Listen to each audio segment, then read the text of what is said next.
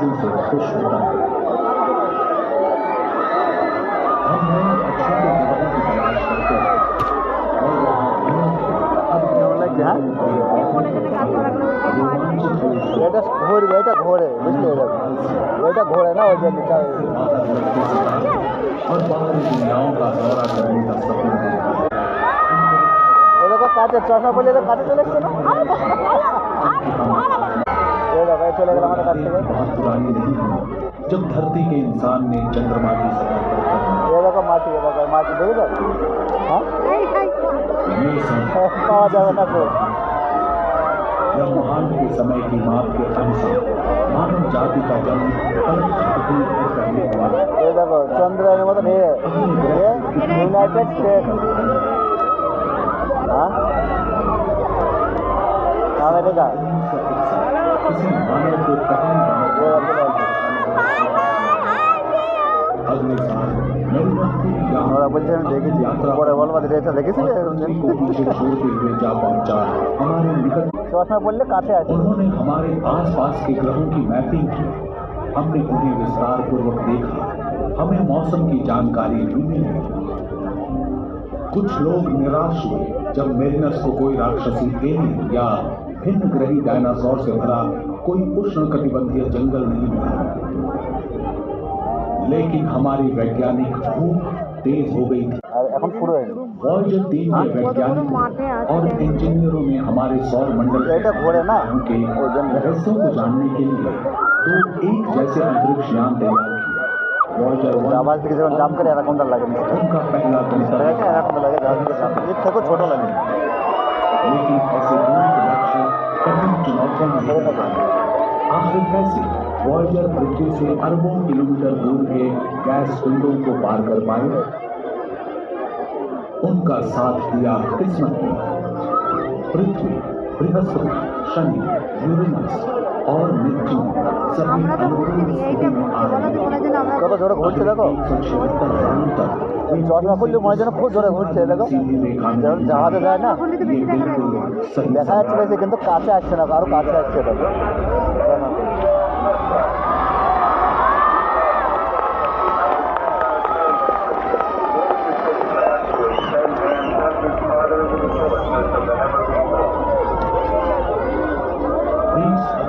सन 1977 Voyager 2 को America के Florida के केप कैनवेरल से लॉन्च किया गया।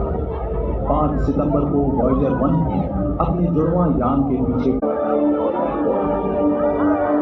মনে করবা বারে কি জিজ্ঞাসা করবা लॉन्च की और उसका उपग्रह इतने छोटे दिखते हैं, लेकिन मुश्किल वातावरण और लंबी वैज्ञानिक जानते थे कि यान कहाँ है, लेकिन कोई संपर्क न होने के कारण वे इसे नियंत्रित नहीं कर सके। उनका कीमती यान अंतरिक्ष के कबाड़ का छोटा हिस्सा बनकर रहा है। इसकी खोज का मिशन खत्म होने वाला था। लेकिन जो इंजीनियर वॉयेजर जैसा अंतरिक्ष यान बना सकते थे, वे 20 करोड़ किलोमीटर दूर से समस्या को हल भी कर सकते थे। उन्होंने पाया कि वॉयेजर 2 का रेडियो ठीक था, लेकिन उसको ट्यून करने की क्षमता सही नहीं थी। नासा की तकनीकी टीम को सही फ्रिक्वेंसी की फिर से गणना करनी पड़ी और वॉयेजर 2 के रिसीवर से मिलान करने के लिए पृथ्वी पर ट्रांसमीटर को फिर से ट्यून करना पड़ा। उन्हें हर बार संदेश भेजते समय ऐसा करना पड़ता था। आज भी कनेक्शन कभी कभी टूट जाता है, लेकिन वे हमेशा इसे ठीक कर लेते हैं। 5 मार्च 1979 को फ्लोरिडा से उड़ने के 1.5 साल बाद योजना के अनुसार इसकी मुलाकात बृहस्पति के साथ। वॉयेजर 1 ने हमारे सौर मंडल के सबसे बड़े ग्रह के पास से उड़ान भरी। अंतरिक्ष यान के कैमरों ने विशालकाय गैस पिंड की तस्वीरें भेजी, जिसका नाम देवताओं के गुरु के नाम पर रखा गया था। लगभग 2 सदियों तक खगोलविद बृहस्पति के विशाल लाल धब्बे के बारे में सोचकर हैरान होते कि ये है क्या।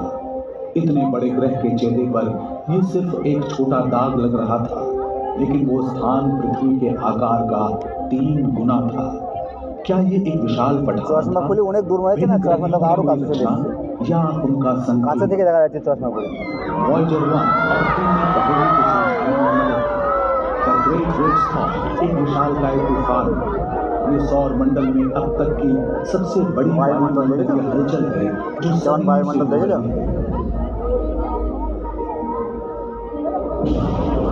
वॉयेजर द्वारा बृहस्पति के अवलोकन से कई आश्चर्यजनक तथ्य सामने आए।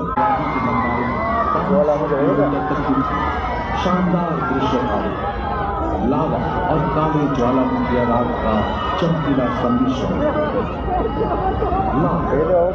ज्वालामुखी लावा आगुन एगुलो सब आगुनेर गोला, आगुनेर ज्वालामुखी बोले ना से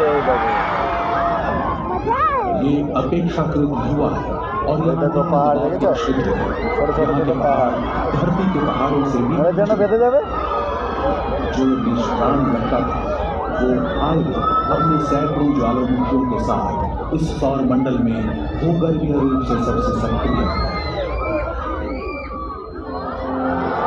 एक और जोड़ियों टुकड़ा यूरोपा के साथ बर्फ पड़े तो बड़ा वैज्ञानिक पहले से ही जानते थे कि यूरोपा बर्फ से ढका हुआ है।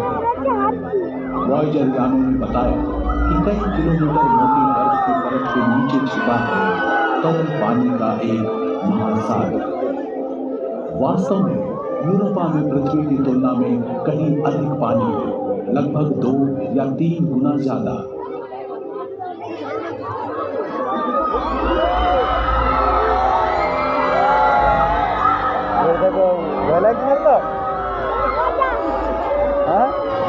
खूब मजा লাগছে তোমার हाँ भय লাগছে तरल जैसे जीवन क्या ऐसा हो सकता है? एक अंतर मध्य चले गल जीवन विकसित हो गया। सोफार मध्य गल तो कत सुंदर ना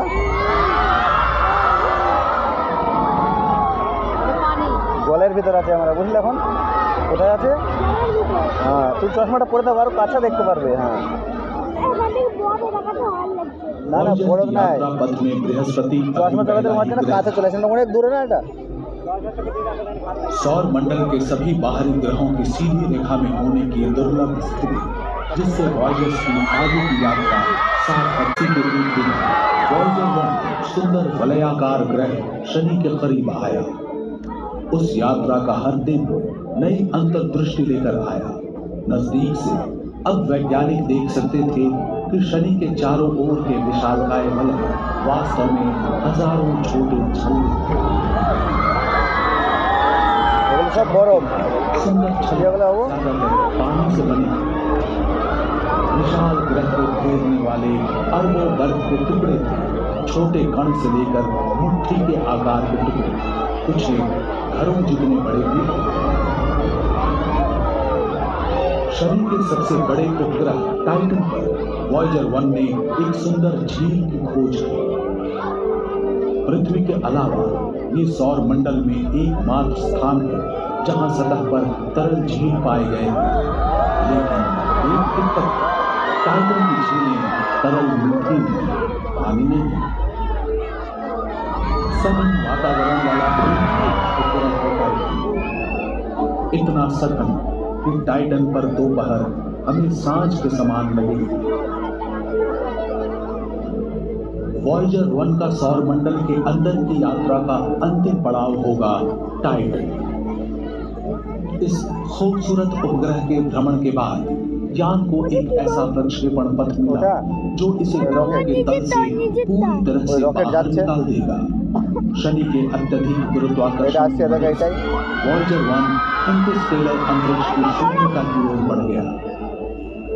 मिसाइल बोलो सब एंसेलेडस अपेक्षाकृत युवा केवल कुछ 100 करोड़ वर्ष पुराना, ये सौर मंडल में बहुत ही नया है। इस युवावस्था में इसे एक विविध और आकर्षक परिदृश्य दिया है। वहाँ कहीं गड्ढों से भरे हुए क्षेत्र में तो कहीं समतल सतह पर उभरी हुई धारियां और बांधे हैं। वहाँ कई खड़ी चट्टानें हैं लंबी खाइयां और दरारें भी हैं। एनसेलेडस एक गेंद जैसा है जिसके बीच में एक बड़ी चट्टान है और ऊपर बर्फ की पपड़ी की परत।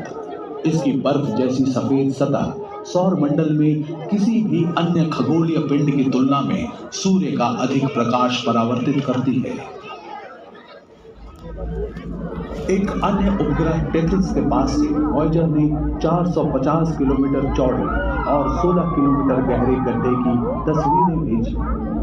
पृथ्वी पर मौजूद टीम ने इसका नाम ओडिसियस रखा। ओडिसियस यानी इथका का बादशाह, महान क्रीट नायक।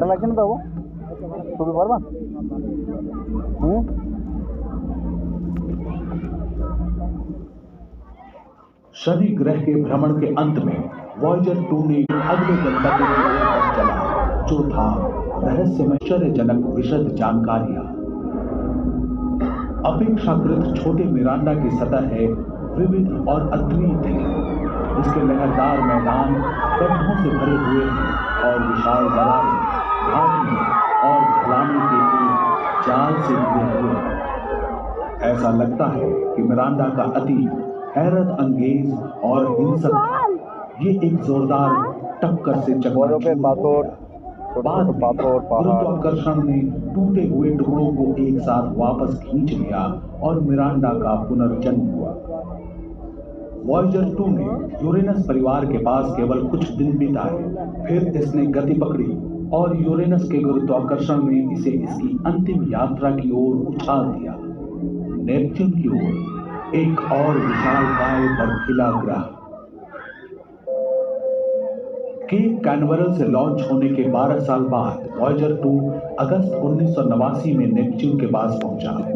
उस दौरान इस यान ने सौर मंडल के बारे में हमारे ज्ञान को और भी समृद्ध किया। अब समय आ गया था अंतिम खोजों से भी आगे बढ़ने का। नेपच्यून का परिवर्तनशील वातावरण और आश्चर्यजनक मौसम परिवर्तन पहली खोज थी जिसने वॉयेजर टीम का ध्यान आकर्षित किया। गहरे अंतरिक्ष की अत्यधिक ठंड में नेपच्यून के उग्र मौसम को बढ़ावा देने वाली ऊर्जा की उम्मीद शोधकर्ताओं को नहीं थी।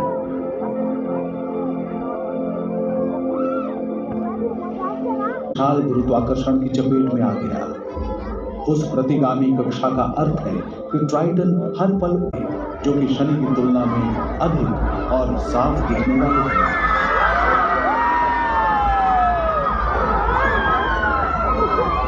তাহলে তুমি নেপচুনের এটা কি বলার জন্য যেটা ভেঙে যাচ্ছে। वॉयेजर ने यह भी पाया कि ट्राइटन सौर मंडल की सबसे ठंडी वस्तुओं में से एक है। इसकी सतह का तापमान 0 से 235 डिग्री सेल्सियस नीचे चला जाता है।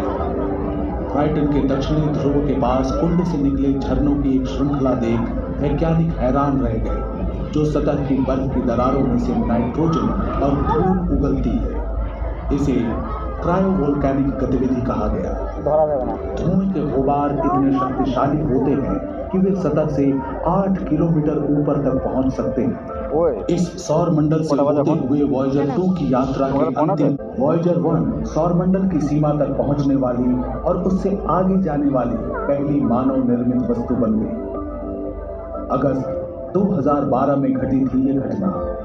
वॉयेजर 2 भी पीछे नहीं है। अब दोनों अंतरिक्ष यान हमारे सूर्य से दूर जा रहे हैं, अपनी अपनी दिशा में। उनका मिशन पूरा हो गया है। वॉयेजर के ऑनबोर्ड उपकरण धीरे धीरे बंद हो रहे हैं। बिल्कुल अंतिम समय में 2025 और 2030 के बीच उनकी यात्रा शुरू होने के आधी सदी के बाद नासा हमेशा के लिए वॉयेजर से संपर्क खो देगा। लेकिन इसके आगे क्या हो सकता है? भले ही वॉयेजर डेटा को पृथ्वी पर वापस नहीं भेज सकते, लेकिन 2 यात्री अपने सफर को जारी रखेंगे, हमारे सूर्य से दूर और दूर चलते चले जाएंगे। लाखों अरबों साल बीत जाएंगे, मानव जाति का सफर बहुत दूर जा पहुंचेगा, यहाँ तक कि हमारा अपना सूर्य भी अंततः एक विशाल लाल पिंड बन जाएगा। फिर भी कहीं दूर हमारे सौरमंडल की सबसे दूर की सीमाओं से परे दो मानव निर्मित अंतरिक्ष यान अपने साथ एक छोटा सा संदेशा ले जा रहे होंगे कि हम कौन हैं और हम कौन थे। किसी दिन वॉयेजर एकमात्र सबूत हो सकते हैं हमारी मानव सभ्यता के अस्तित्व। वॉयेजर 1 और वॉयेजर 2 दोनों में ही मौजूद है एक प्रकार का टाइम कैप्सूल, जिसमें एक सोने की परत वाली तांबे की डिस्क और स्टाइलस है, जिसकी मदद से डिस्क के खांचों में एनकोडेड ध्वनियों को सुना जा सकता है। कवर पर लिखे निर्देश बताते हैं कि रिकॉर्ड प्लेयर कैसे बनाया जाता है। जो ऐसा कर पाएगा वो 55 भाषाओं में हमारा अभिवादन सुनेगा और मोत्सार्ट, चक बेरी, बाख, लुई आर्मस्ट्रॉन्ग, एक जॉर्जियाई समूह गान, न्यू गिनी के अनुष्ठान गीत, प्रकृति की आवाज और पक्षियों का चहचहाना सुन पाएगा। इसमें अंतरिक्ष से ली गई पृथ्वी की तस्वीरें, संसार के परिदृश्य और उनमें रहने वाले लोगों की तस्वीरें भी मौजूद हैं। वैज्ञानिक गणना करते हैं कि वॉयेजर 2 को धरती से 1 प्रकाश वर्ष की दूरी तय करने में लगभग 18,000 वर्ष लगेंगे। फिर ये हमारे सबसे नजदीकी तारे प्रॉक्सिमा सेंटोरी के पास होगा। हाल ही में खोजे गए इस तारे का एक ऐसा ग्रह है जहां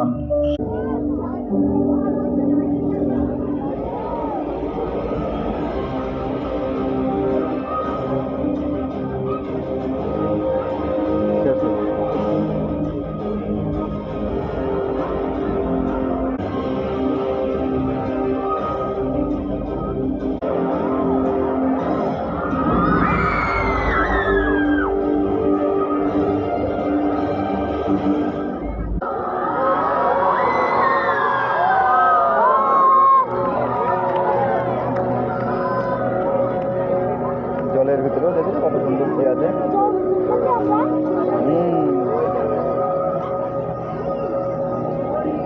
এই দেখ একটা পড়ে আছে এখানে।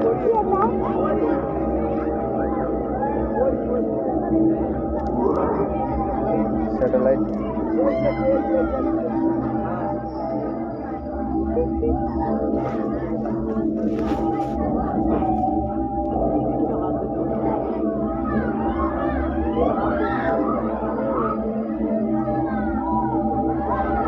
কি হয়েছে, ও হাত দিয়ে ঠিক করছে সে, বুঝলে।